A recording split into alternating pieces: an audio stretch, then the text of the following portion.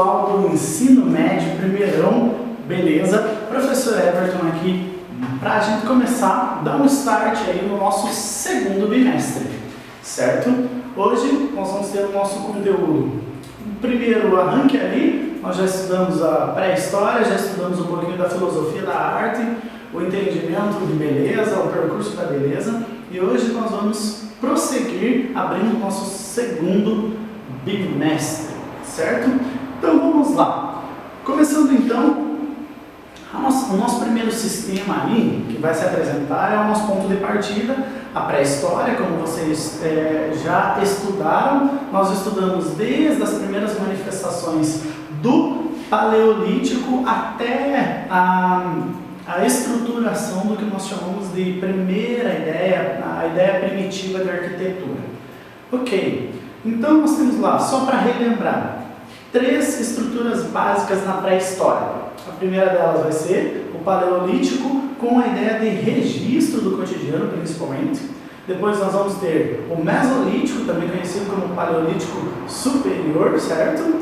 E o Mesolítico ele vai apresentar a ideia de símbolo, as primeiras esculturas que simbolizam estruturas de convivência humana. E para finalizar, relembrando mais uma vez, né, o Neolítico, que vai ter como principal característica o significado, né? Nós temos ali os seres humanos já evoluindo num processo até científico, mas também num processo que é filosófico em relação ao que ele vive, em relação às pessoas com as quais agora ele está se relacionando, e por isso nós temos aí no Neolítico a estrutura de significado. Os seres humanos passam a dar significado àquilo que constrói. Ok, só queria lembrar um último ponto. Aqui no Brasil nós temos 2 características importantes que não podem ser esquecidas nunca. As 2 manifestações mais fundamentais da pré-história no Brasil, nós temos a cultura Santarém e a cultura Marajoara, não necessariamente nessa ordem, né? Então, a ideia é justamente essa. Esses povos, eles construíram e foram muito significativos, relevantes na cultura brasileira pré-histórica em relação à cerâmica, hábitos e a organização, assim como nós temos na história eurocêntrica. O Brasil também tem essa estrutura de construção da ideia de estruturação por fases aqui na nossa pré-história, ok? Certo? Temos esse nosso ponto de partida. O que vamos fazer então? Vamos estudar no segundo bimestre. Nós começamos com o nosso capítulo 3, né? E nós vamos tratar sobre o mundo antigo. O mundo antigo ele tem algumas características que são muito peculiares. Em primeiro lugar, nós precisamos lembrar que desde a pré-história, desde esse princípio, lembrando que nada acontece assim rápido, tudo é um processo de anos, e nós temos aí, a partir desse processo, nós temos a construção do mundo antigo. O mundo antigo ele se destaca, em primeiro lugar, pelas grandes civilizações. Elas vêm em decorrência de pequenas civilizações ou pequenos agrupamentos de seres humanos, né? O bando é importante nesse momento, e os seres humanos, para sobreviver, vão se ajuntando. É importante dizer que a escrita também é uma característica importante deste período do mundo antigo, justamente pelo fato de que a escrita ainda está em processo de desenvolvimento, né? Processo de formalização, mas os seres humanos já conseguem obter um registro da sua própria história, um registro escrito, entre aspas, do que acontece na sua história. Ou seja, é isso que nos faz deixar a pré-história para trás, ok? Perfeito, então.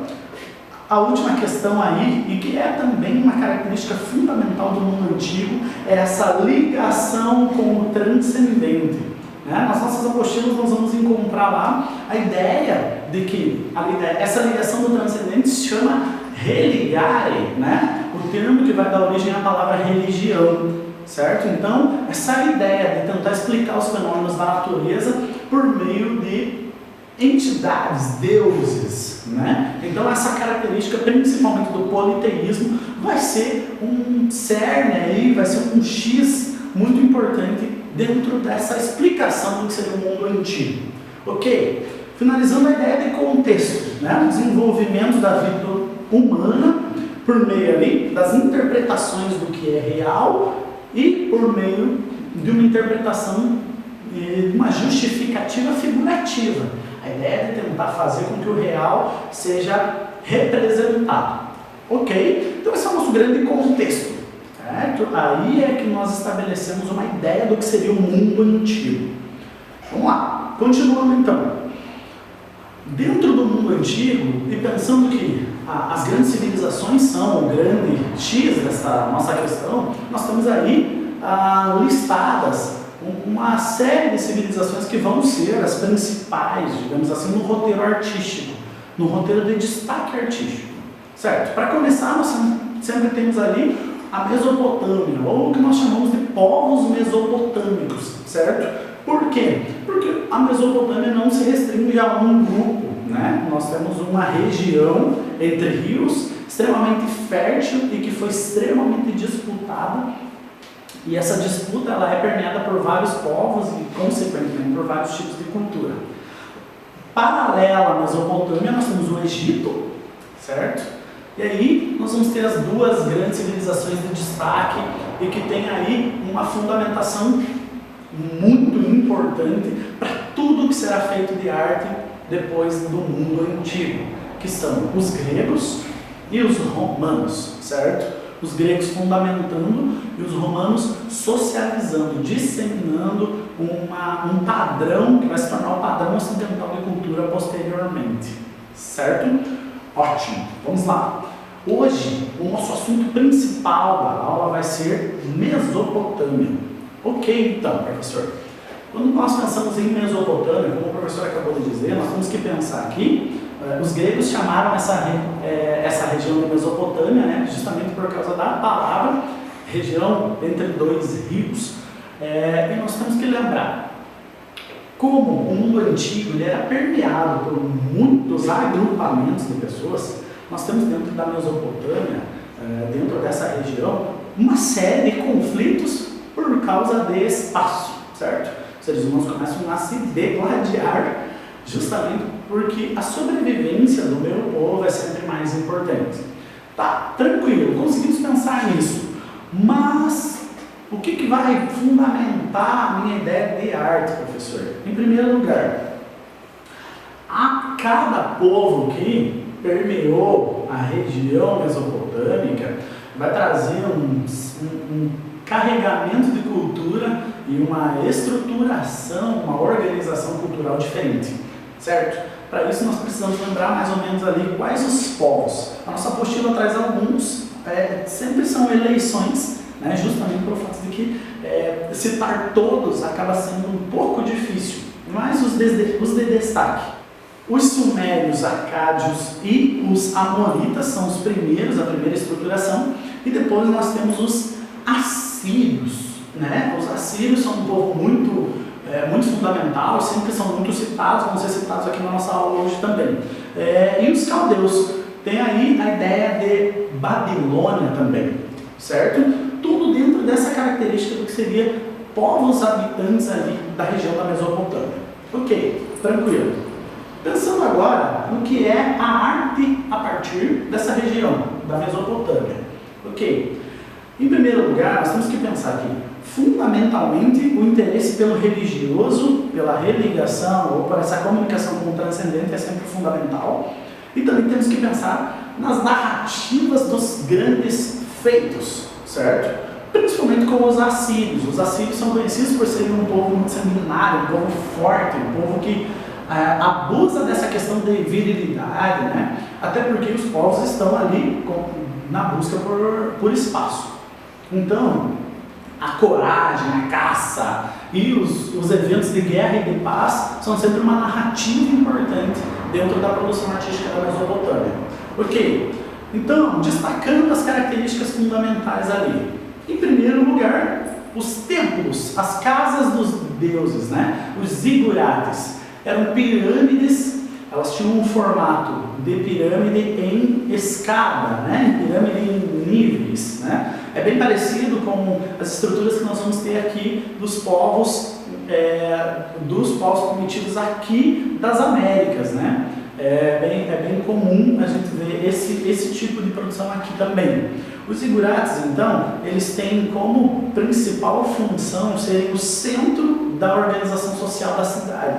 Né? Por quê? Porque a relação com o divino, a relação com o transcendente, está diretamente ligada a uma relação e a uma hierarquia social. Né?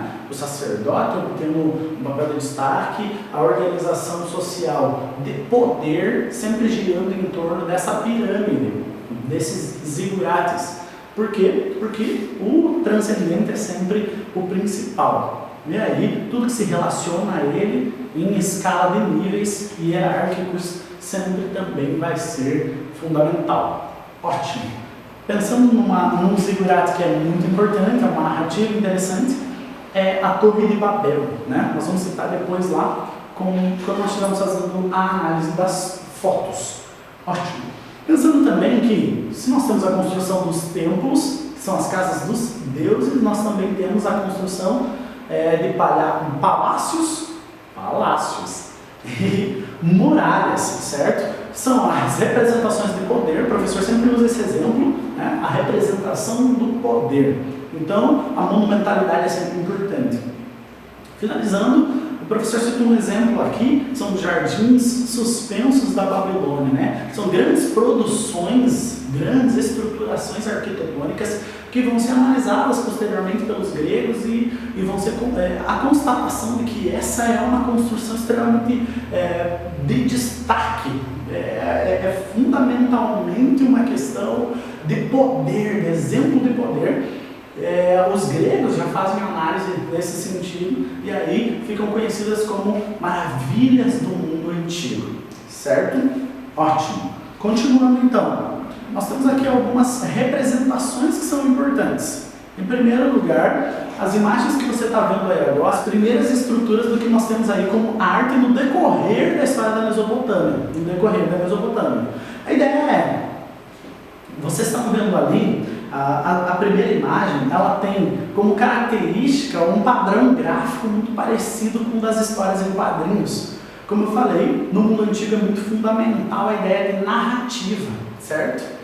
E a segunda imagem que vocês estão vendo, ela representa um rei já do povo assírio e vocês conseguem perceber algumas características que são importantes de relação de poder. Então percebam, nessa segunda imagem, que nós temos o rei, ele está face a face com o leão, ele está segurando o leão pelo pescoço, enquanto ele apunhala o leão com uma adaga. Você consegue perceber ali que o leão, ele está colocado na mesma altura desse soberano, né? Percebam a geometrização da barba, são características importantes de estruturação de poder. E percebam que em momento nenhum esse soberano fica receoso em relação ao leão, certo? O leão ele é colocado no mesmo nível. Por quê? Nós já vamos entender nas próximas imagens que o mundo antigo, principalmente aqui na Mesopotâmia,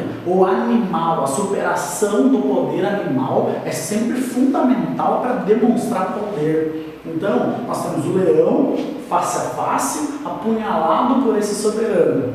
Mas nós temos uma cena que é muito peculiar atrás. Se vocês perceberem, nós temos um servo e ele está armado com flechas, certo? E ele está ali com uma poker face, ele está com uma carinha assim de, ok, né? Mas, se vocês perceberem, o leão ele já está atingido por flecha, né? Então nós temos ali aquela ideia de que a demonstrativa de poder, ela está relacionada ao fato de que eu não preciso me esforçar para conseguir demonstrar que eu sou soberano a você. Então o servo, ele está ali com uma carinha ali, ok, eu já tinha feito isso aí, né? Mas quem está posto como soberano em relação ao animal, dando a punhalada final, é esse rei, certo? Então é uma característica importante para a gente compreender como e por que as narrativas aconteciam dessa forma. Vamos lá. Nas próximas imagens, eu quero mostrar para vocês essa ideia, em primeiro lugar, de que essas figuras que eram feitas com corpo de animal. Então percebam que essas figuras elas tinham características muito importantes, elas tinham todo dos animais que representava a soberania deles, né? Por exemplo, nós temos ali o corpo de um felino, né? Nós temos garras, nós temos asas de águia e a cabeça é de um humano, né? E é um humano, e essa ideia da barba, a ideia impositiva desse humano. Por que isso é importante? Pensando nessa estrutura mitológica, justamente legalizando, né? Justamente reformulando essa ideia de que, embora o intento seja sempre superar o poder do animal, o homem é colocado como centro da questão de pensamento filosófico. Ou seja, por mais que os animais sejam ainda um objetivo a ser superado, o ser humano agora, principalmente o intelecto humano, começa a ser colocado como um degrau acima em relação a isso. E aí nós percebemos a evolução, um salto evolutivo da rudimentarização do pensamento, né? O professor sempre diz isso, os seres humanos eram rudimentares até então, mas isso começa a mudar com essa estrutura de filosofia a partir da imagem. E isso é muito interessante. Agora, vamos continuar. Para finalizar, o professor quer mostrar para vocês essa ideia, percebam como o leão, como o felino é um dado repetitivo, né? E aí nós temos ali essa ideia esmaltada, essa ideia azulejada, principalmente as cores, que também são uma fundamentação importante, né? O dourado, o azul, essa presença para que haja sempre a demonstração de soberania e de poder, né? Essa última imagem ela é a representação de um detalhe do que nós temos lá como o zigurate de Torre de Babel, certo? Então é uma figura importante, é uma representatividade importante de arte no mundo antigo, certo, pessoal? É isso aí.